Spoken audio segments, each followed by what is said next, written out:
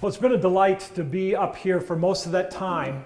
And it's really even more so a delight as I've reconnected with sport in a unique way. I grew up in the sport of wrestling. My whole family did, as we wrestle at Wisconsin and coach at different places, and now reconnecting, coaching coaches.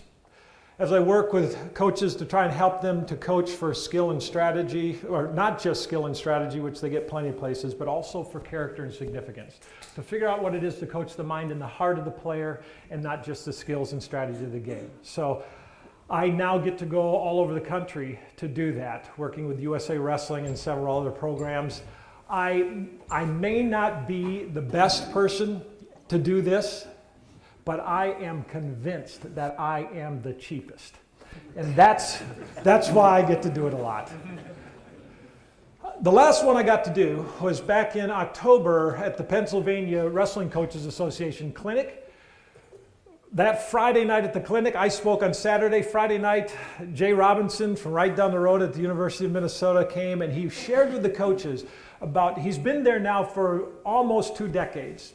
And coming to that program, being at the bottom, he talked about what it is to create your program. And all of coaching is an act of creation. All of what we do really is an act of creation. And what is it to create a program? And he told them this. He said, you've got to make a choice here. You've got to choose how great you're going to be. Do you want to be top 20, he said? How about top 10? Do you want to be a top 5 program? Do you want to be national champions? Because the choice of how great you are going to be will determine the trajectory of your process. The next day I got to speak to the coaches, wanted to affirm exactly what Jay said. I said, I really believe you have to make that choice. How great do you want to be? I told them, however, you have another choice you need to make.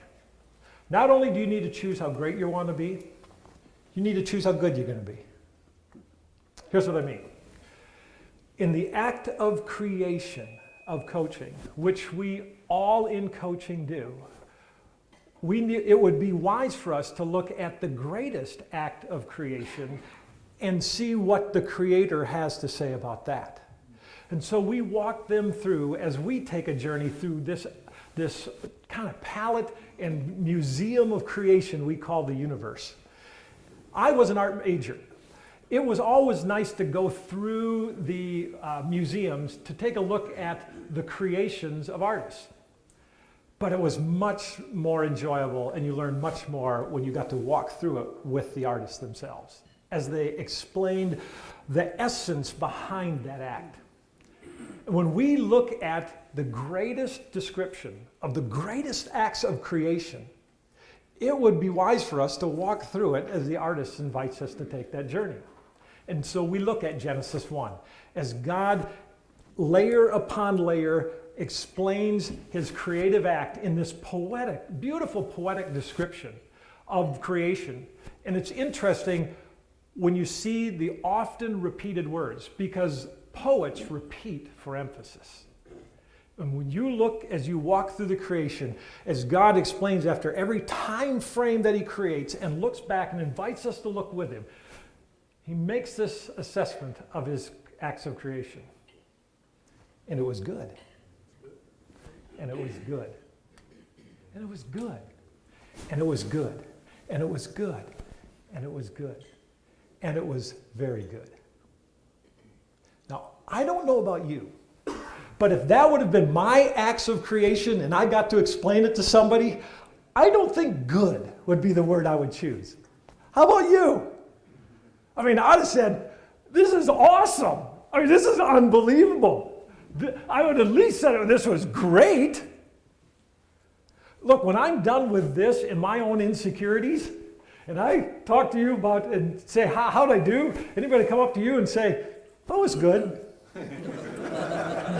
I mean, I want to hear, this is life-changing. This is unbelievable. I want at least great, because we all know that great is better than good, right? But we find it unusual to see that in the most majestic acts of creation, God chose first to say, it was good. Not awesome, Not unbelievable, not fantastic, but good.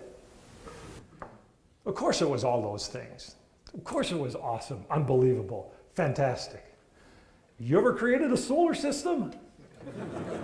You ever separated light from darkness? But here's the issue. If greatness is the evaluation of the quality of our work, then goodness is the evaluation of the essence of it. If greatness is the evaluation of the quality of our work, then goodness is the evaluation of the essence of it. Of course it was great. But God first wanted to tell us that it was good, because he was making a moral evaluation. And many of us, especially in the arena of sport, are far more enamored with greatness than we are with goodness. We are far more enamored with creating something great than even asking the question, is it good?